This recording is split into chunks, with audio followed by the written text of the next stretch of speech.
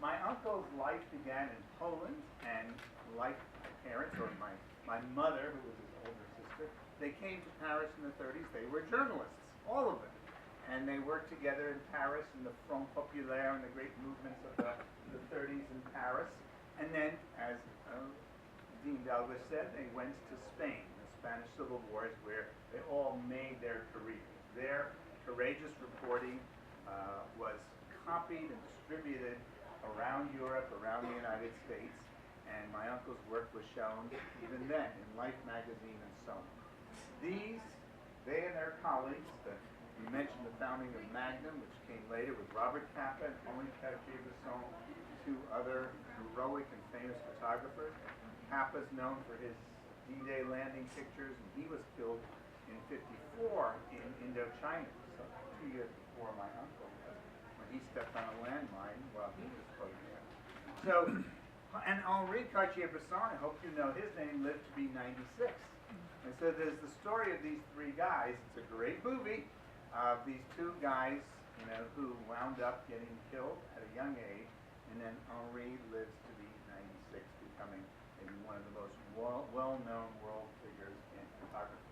Together they founded Magnum Photos in 1947, which was really a rebellious kind of thing to do, because they were employed by Life and Look and other magazines, and sent them out on these jobs. And Newsweek, he was working for Newsweek at the time he was killed, and then they kept the negatives.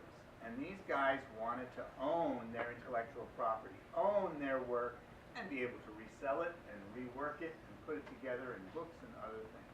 And that was the founding idea of Magnum, which was founded as a cooperative, not a company, and remains to this day a cooperative of 65 of the world's great photographers. And I can assure you that this morning in Tacloban, Philippines, there are going to be several Magnum photographers there, because these guys, mostly guys, there were some famous, heroic, terrific women, they believed that photos could change the world.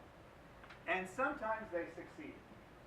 And we know about the word going viral, but in their day, going viral meant that their photos wound up on the cover of Life magazine, Harry Match, illustrated in Paris, in Rome, and wherever there were journalistic centers, those pictures would propagate in rapid speed. For them was 48 hours or a week, was really pretty quick.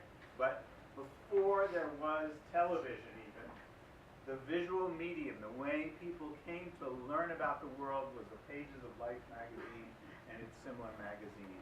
And when these photos, some of them appeared in Life magazine, they changed the world. Okay? And so that's the dramatic story. Now we find, you know, the internet pervasive, and that's partly by my satisfaction, my pleasure to see it. One of my claims to fame, I invented the link, that certain words are highlighted, you click and you go somewhere. That was my work. And I, you know, worked on doing photography websites, including my uncle's work. And so you can take a look at them. There's a handout over here. Maybe pass out a few more of them. Give me a few to pass around. But this has links to websites I've built and others have built. You want to spread them around here. So you can see the kind of ways we've been able to tell stories of photography.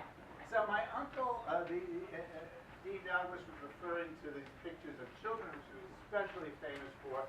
His empathic connection, especially with children, I think is apparent and unique, and also highly influential to a generation of photographers that followed. Okay, so this was part of 257 rolls of film he took for UNICEF in 1947-48. He was asked to travel to the refugee camps and photograph the children and orphans of war. And UNICEF published a book called Children of Europe, which was widely circulated. And that book is seen by many as having influenced U.S. sympathy for the Marshal Plan. Marshal Plan was U.S. spending money to rebuild Europe, including Germany. Very controversial. And when CHIM's photographs appeared in magazines and in this book, Children of Europe, it showed people what this money was So these days we see pictures of horror and of suffering in Syrian civil wars and in Philippine hurricane typhoons, pretty quickly. We've come to expect that. And in some way people feel that the impact is reduced because we're exposed to so much of it. But I don't think so. I think we still respond, and more people know about the world because of these photos. And in those days, they were really breaking new ground in trying to tell the story of what was wrong in the world, what needed fixing, but also what was right. And so he also photographed brave and proud children and adults, and we don't have them here, but Sophia Loren and Gina Lollobrigida and Winston Churchill and many Hollywood figures, Kirk Douglas, etc. Grace Kelly and Grace. Brenner. Right. When there was an exhibit at the Corcoran Gallery, we hope will become our partners, but the Corcoran had a major exhibit in 2006. Frank Goodyear, the curator at the National Portrait Gallery, came to me and he said, there's a picture of Kirk Douglas. We don't have a picture of Kirk Douglas, and we don't have a picture by CHIM. Would you donate one? And I did. And it's been my job, just so you understand, my decision with my sister is to give it away. And we have been giving away his materials to museums like the International Center of Photography, like the George Eastman House in Rochester, and I guess this is the first time I'm saying it, but to the Library of Congress. I'm about to give next week 110 photos to the Library of Congress Prints and Photo collection.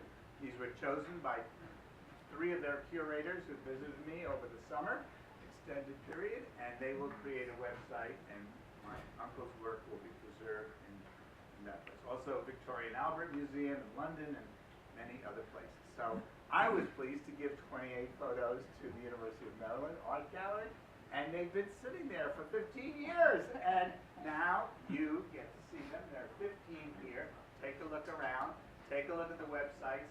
To me, the great satisfaction and just pleasure to watch the timeline of history, how we now know more about what CHIM did and what his work was. The exhibit earlier in this year that Dean Douglas attended in New York, a retrospective, drew worldwide attention. It produced, there was that exhibit and another exhibit, and then there were 2 new books, and there's 2 new videos, so take a look at the links, for the video. So it continues to give me satisfaction, pleasure, and it's a sense of responsibility to my uncle's heritage and to what he stood for. And I'm so pleased that you're here today to share that. And I hope you'll get some of that inspiration to make the world a better place with every step you take, with every photo you make, with every article that you write. Thank you, and I'm glad to have